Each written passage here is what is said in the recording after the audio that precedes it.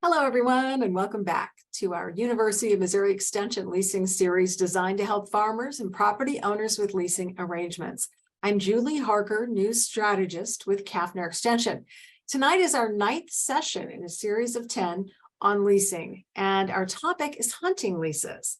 We're very delighted to have Denice Ferguson with us tonight to talk about that. Go ahead and introduce yourself, Denice, and tell us a little bit about what you're going to be covering this evening.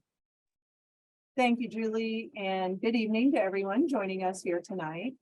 A little bit about myself. I work in the Northwest region of the state as a field specialist in agricultural business and policy.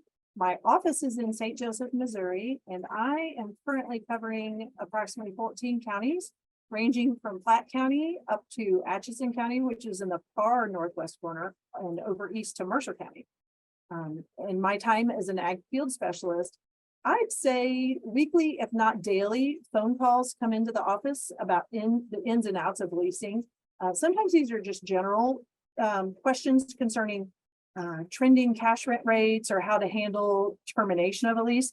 But in the last few years, I've noticed an increasing number of calls that are specifically asking about recreational property leases. Farmers are always looking for additional resources for revenue to help offset increasing costs.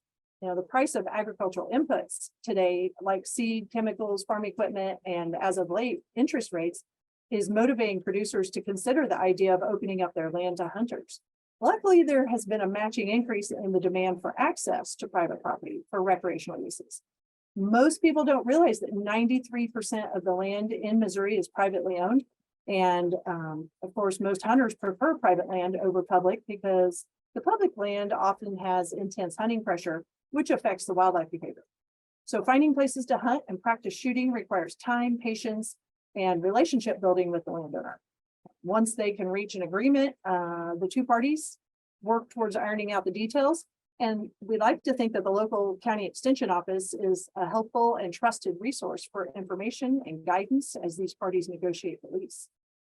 That's all so interesting. To what do you attribute the increased interest in recreational, or more specifically, hunting leases? At this point, I think the pandemic created an opportunity for a captive audience that already had hunting as a hobby, but then all of a sudden they had time to indulge in it more. Hunting in itself checks a lot of the boxes for the quarantine and all the things that came along with the pandemic. The problem is just the issue of trying to find properties to hunt. According to a U.S. Fish and Wildlife Survey in 2016, it told us that U.S. hunters spend $2.9 billion to lease and own property for hunting. The increased amount of time that residents had during that pandemic not only allowed the seasoned hunters, the folks that were already hunting, more time to hunt, but it grew that pool of hunters by about 20%, introducing brand new hunters. So with growing numbers of hunters, the demand for quality hunting locations increased, and it outpaced the supply. So landowners are now seeing that a lease agreement began to start having hunting issues where they didn't have them before. And in other cases, landowners with land not being hunted are looking at this as a new opportunity. So what types of questions did you begin to get regarding hunting leases? One of the number one questions is, do I really need a written lease, or will my verbal agreement be enough? I'm guessing this has been talked about probably multiple sessions during this seminar. But as a refresher, remember the golden rule on all types of leasing is to get it in writing. A written lease makes that agreement legally enforceable and helps to hold all parties accountable for any breach of contract. Another common question is, does my verbal crop lease tenant have the right to hunt the land, or does this right stay with the landowner? So the tenant does have the right to hunt the land, and furthermore, that tenant could legally sublease the hunting rights and charge a fee if they should choose, because that lease is verbal. It must be specifically included in a written agreement if the landowner intends to retain hunting privileges, and specifically say that the property, identify that property. So does that include the timber that's bordering the fields or some other non-tillable acreage? Many landlords assume that they can continue to access their property for hunting and recreation, but this is not true unless it is stated. Landowners also ask about how to handle when multiple hunters show up to hunt, when the landowner's original intent was that it would only be the one hunter accessing the property. In this case, we have an example of a lease detail that was not addressed. So the detail of the number of people who can enter your property should be specifically stated in the lease, and all hunters should be identified by name and required to sign that lease. I have an example where a landowner's question, it's a little more unique, but the landowner was worried about his livestock being injured by hunters during deer season. After talking about how close the pasture in relationship to the hunting corridors might be and how much he had invested in his livestock, he decided to include a livestock replacement cost in the lease. This put his mind at ease, and it did not deter hunters from being interested in leasing his land. Questions that come from hunters that are common in my office are about longer leases. Many of them want a longer lease so that they feel more protected when they invest in improving the habitat on the land and all their other efforts in managing that property, more specifically for hunting.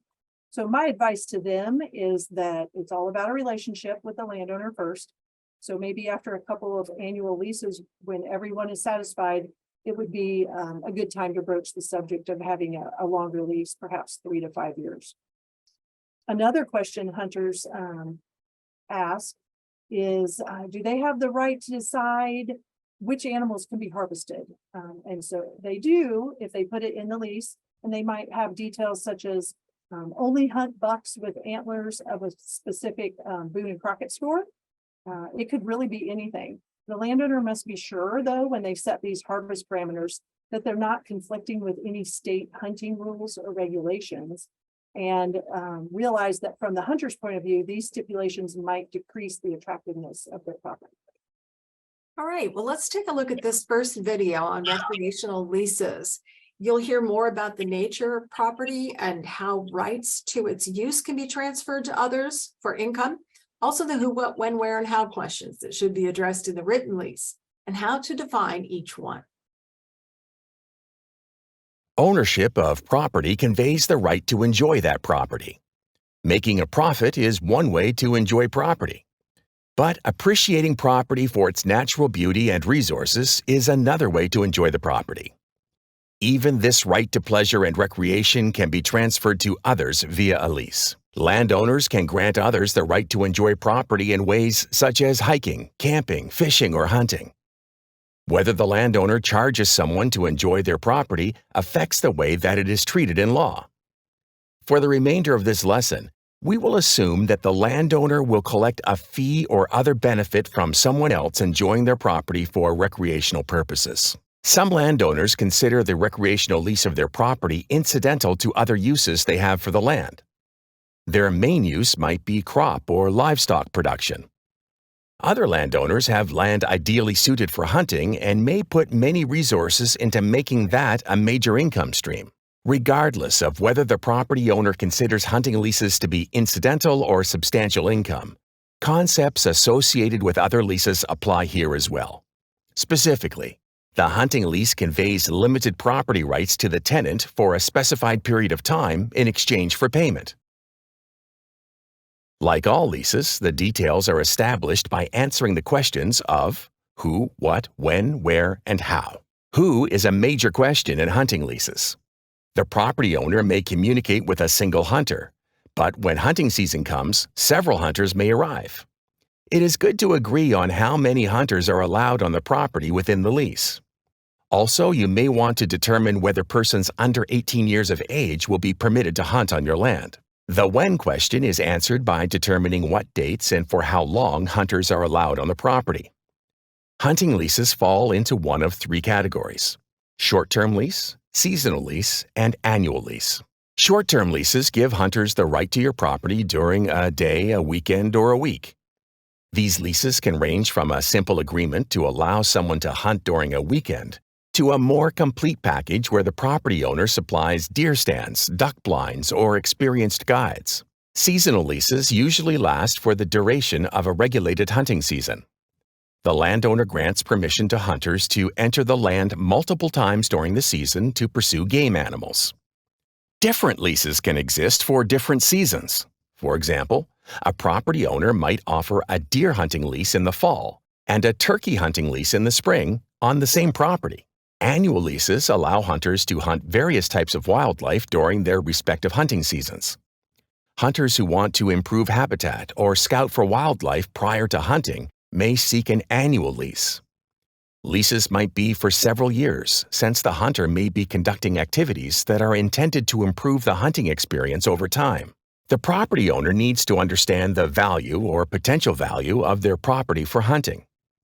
Does the property regularly have wildlife on it? Which wildlife species present on the land are of interest to hunters? Is the property large enough to attract hunters willing to pay? Will a hunting lease generate sufficient income for the additional expense? Hunters often seek property where game is abundant and other hunters in the area are few. They look for property where they can safely hunt. They may be looking for trophy animals. Proximity to their homes can be important, especially for short-term leases. The hunter's ability to manage wildlife habitat may be important for long-term leases. The specific property being leased for hunting needs to be clearly communicated. Providing an aerial photograph with lines designating where the hunter can or cannot enter helps. The aerial photograph might also designate hazards such as fences, abandoned wells, and old farm equipment. It sounds like there are some very specific questions to answer when creating a recreational lease. Can you talk more about the who in the hunting lease? And you'll need to unmute yourself. I sure can. All parties should always be identified by name in a written hunting lease, as well as whether they can bring guests. And lastly, if children under the age of 18 are allowed to hunt on the land. I had a landowner with a handshake agreement finally become convinced to switch to a written agreement after he realized he didn't know who was hunting his property. This landowner didn't hunt and had been allowing a neighbor to hunt deer on his property for several decades. This past fall, the neighbor was coping with an illness and unable to hunt. So the landowner was surprised when he saw someone leaving the property. When he stopped the truck, it turned out the folks in the truck were the neighbor's grandson and a couple of his friends. So the neighbor had assumed it was within his right to grant his grandson the ability to hunt in his place. But the landowner did not feel that the younger hunters were as knowledgeable and trustworthy as the neighbor and did not approve. The solution to this misstep was to move to a verbal agreement. To move from his verbal agreement to a written agreement and address the who, what, when, where, and hows of hunting on his property. The video also mentioned the importance of including a map to clearly communicate the property boundaries and any hazards that might be encountered. Do you have suggestions on resources available to create land maps? That's a great question. I've recently been referring more and more landowners to one of our very own University of Missouri Extension resources called Ag Site Assessment Tool. It's a free site and it can be used to draw a map of the property under discussion. You just need to know the address to call up the map, and then you can use the drawing tools within the site to identify the specific hunting acreage. Remember, maps help landowners and hunters to have a very clear understanding of property boundaries, dangerous areas, and maybe even distance to a neighboring property. You can access AgSite at agsite.missouri.edu. There's also a link in the Canvas site for the series on leases.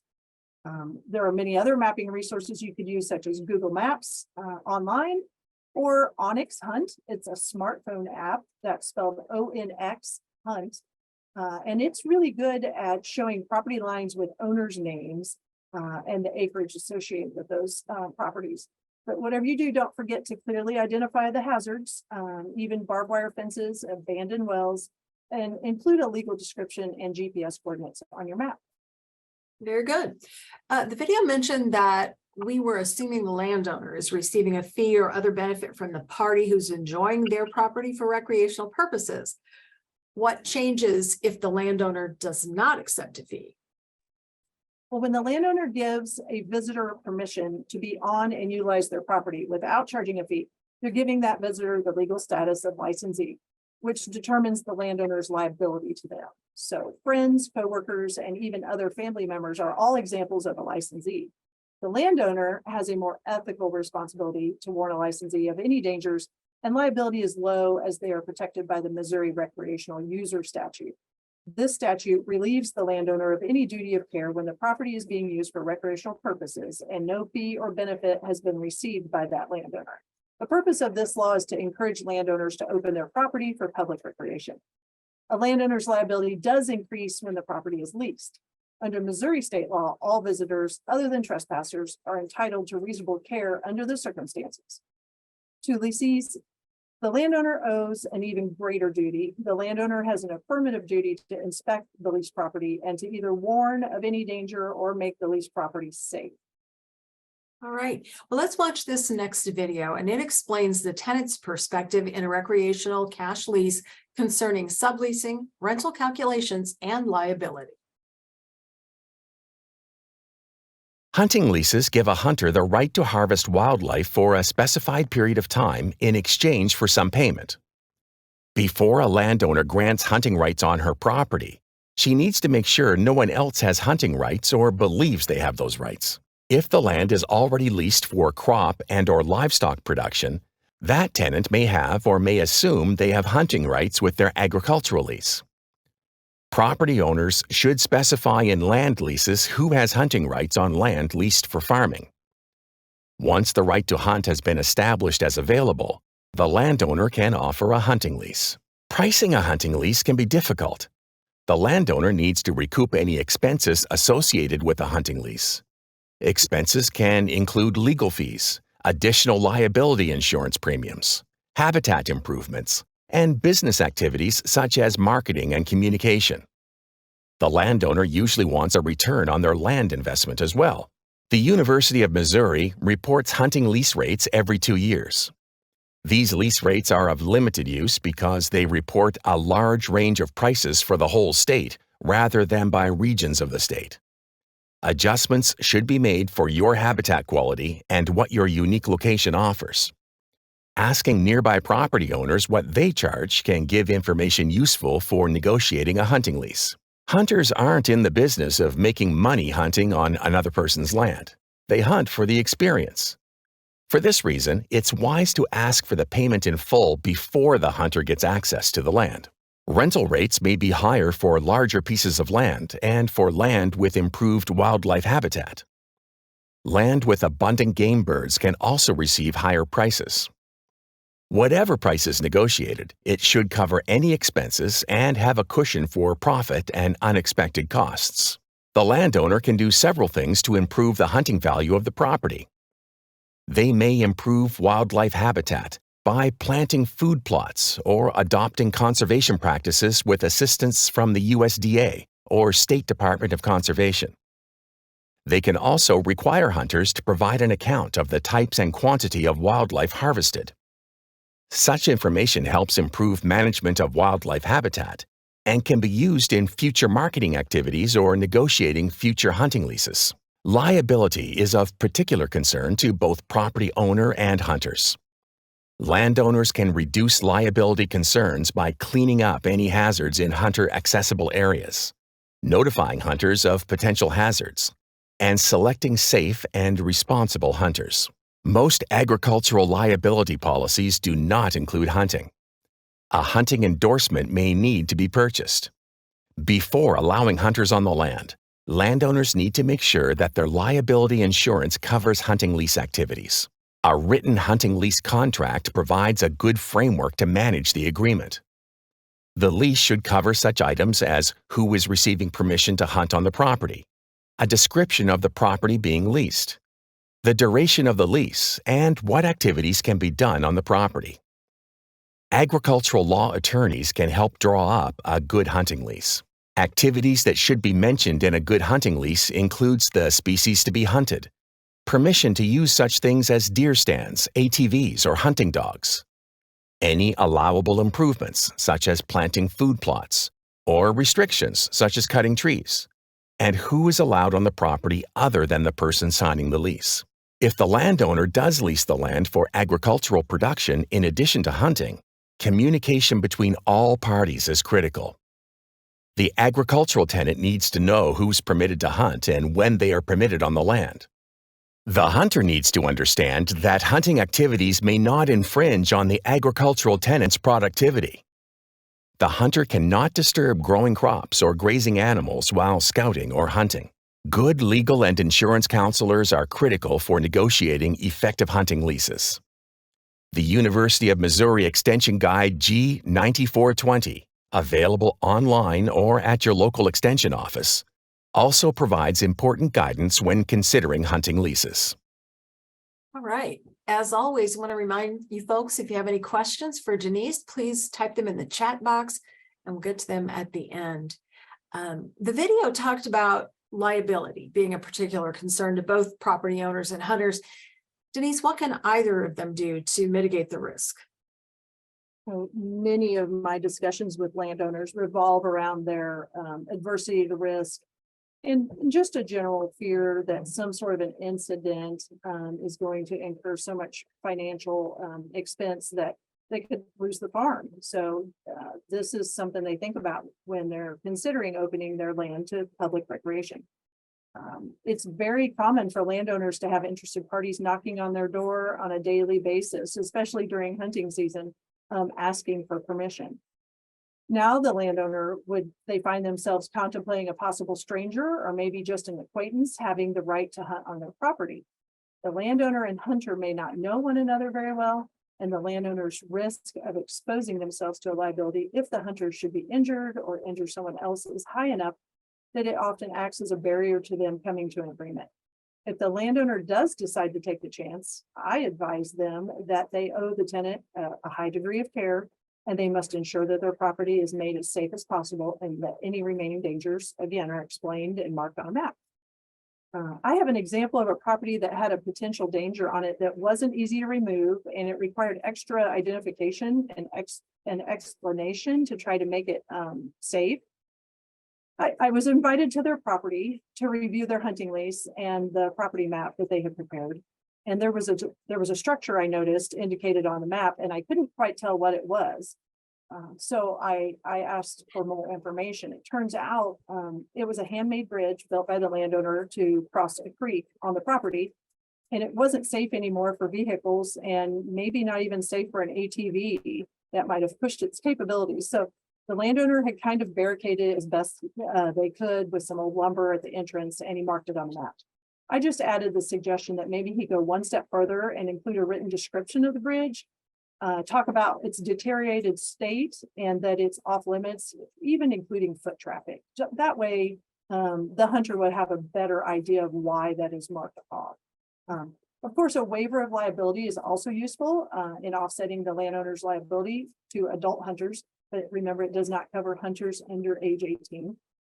You should discuss and review your lease with your insurer to see if your policy covers hunting and if the addition of a hunting endorsement would be beneficial. Legal counsel should be involved as well to ensure that your lease is indeed an enforceable contract. And you may also want to include an indemnification under which hunters agree to indemnify the landowner for any damages caused to others by the hunter or the hunter's activity on your property. All right.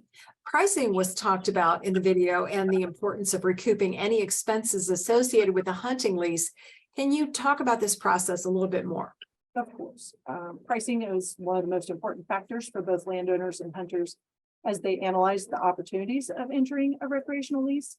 The landowner is motivated by the potential revenue that can be generated using land, and the hunter is seeking that physical location that is secure, has little competition, and supports their desired form of recreation. So pricing is often based on neighbors or what others in the area are charging. This would be called the going rate. Other methods that you could consider to determine the price might be the sealed bid approach.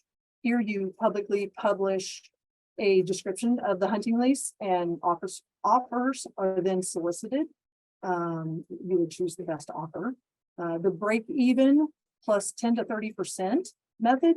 This is where the lease price is based on management and other costs, And then an additional percentage is added onto that. And then there's a baseline plus value added. So you have a base price per acre for your hunting lease, and then additional fees are assessed for each improvement or amenity or service that comes along with hunting on your property. So when it comes to ranking income based on species, keep in mind that it tends to be that waterfowl habitat brings in the highest prices, followed by deer and then turkey. So habitat and species might command a different price. I recently worked with a landowner who had lost her husband. In this situation, she was trying to evaluate her property and see if she thought it could generate any extra revenue. So we met and we discussed her property, and it became clear that it had great hunting potential, and due to its smaller acreage size, probably more hunting potential than having it in pasture. After some discussion about the risks that she might face in allowing hunting on her property and the possible revenue it could add to her income, she decided she was going to give it a try. Property with quality habitats and pre-existing huntable game populations and properly managed leases have little upfront investment required to start leasing. Costs could include additional insurance, legal fees to review the lease agreement. Leases do require an investment of the landowner's time to market and manage. So keep that in mind. The landowner that I had just mentioned earlier, she had very minimal legal fees to establish her lease document. And once she had her lease template, it was her intent that she would be able to use that for future leases. And after a discussion with her insurance agent, she was assured that she already had proper coverage with her current policy. No marketing was needed on her particular property because it turns out she was very well known, as was her property. And she had the opportunity to interview several interested parties. She picked one that she felt comfortable with. When I talked with her recently, she's still continuing a great relationship with that tenant. And she has realized one benefit that she didn't see as part of this process, but the tenant is actually keeping an eye on her property for her. And that was very important to her. You know, a lot of times hunting leases actually reduce some of the property damage from trespassing because hunters have an invested interest in your property too. So the biggest takeaway, whether we're talking about the lease itself, the liability waivers, or making sure that you have the right insurance, is that you want to make sure that all of this is in order and in writing before there's ever a problem. All right, great stuff. We do have a question that has come in. As a landowner, can or should I specify in a hunting lease what types of stands, blinds, off-season preparation, and scouting are allowed on my land? You can definitely put that in your lease, and the more specific you are, the more you will be satisfied with the outcome of your relationship with your hunter. Because you know, nobody is going to know unless you tell them. When it comes to stands and blinds, think about the permanent factor of a stand or a blind. I know that a lot of hunters like to take their stand in way ahead of, say, the deer season to get it in place, to scout out where they're going to have that, to have the human scent, you know, be off of that, get the wildlife used to it. So as long as it's in an area that doesn't disrupt your farming or agricultural purposes, then that would be fine. I know we had one relationship where they were using a blind that was sort of like a pop-up tent, and they had put it kind of on a grassy border, and that became a problem because of mowing on that particular area. As far as seasonal prep and scouting, you know, these all entail access to the property. So you're addressing this, you would want to make sure you specify if there are times that are not good, early in the morning, too late in the evening.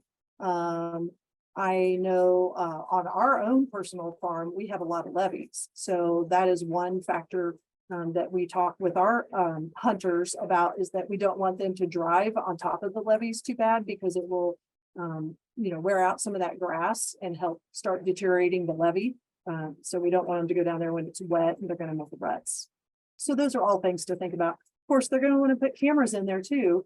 Technology is increasing, so they don't have to check them as often, but that would be something to put. All right, good to know. So can you talk a little bit more about the landowner's liability risk? Yes, so it's critical to establish peace of mind, meaning the landowner's risk of liability is clear and prepared for, and the level of safety that hunters can expect to find on the property has been reasonably provided for. Many states offer landowner liability waivers or hunting leases that have the indemnity clause, which are basically hold harmless agreements for the hunters to sign. These tools clear the landowner of a hunter's claim of personal injury or property damage, while the hunting lease insurance guarantees coverage for some unforeseen scenario. These scenarios, while rare, can still hit the landowner with a lawsuit. An example would be situations involving neighbors or the hunter's family, people that might not be covered in the waiver or the indemnity clause or the hold harmless agreement, and they would still have the ability to sue a landowner in a suitable occurrence, are all events that could trigger a legal action by one party or another. A high quality policy covers legal defense in court. It covers bodily injury, property damage, medical payments for accidents unrelated to the liability, fire coverage, liability from tree stands, and ATV accidents. It's often popular belief that your homeowner's policy offers coverage, but most policies do not cover hunters or guests that have paid to hunt on your property. Remember, the expense of this coverage must be factored into your price, but it should be noted that this is valuable to your hunter as well. Great information, Denise. Thank you so much for being here.